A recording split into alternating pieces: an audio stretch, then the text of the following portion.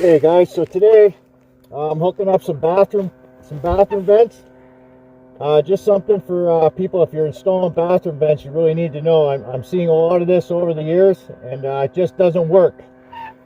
So, well, these guys here, if you want to take a look, they ran two separate hoses, and they put them in a Y splitter, and then they had it, going up to this. So there's nothing wrong with that. What they did, the problem here is that they used tape. They just used tuck tape, and some people use duct tape or the foil tape. Now you are supposed to tape it, but you don't only tape it. You have to actually put you got to use a hose clamp.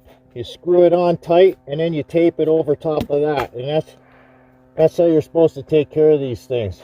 So now, since I'm in here, I'm gonna go ahead and because there's just so much extra hose here. What I'll do is I'm gonna cut it off, get rid of this Y connector. I'll keep that vent there.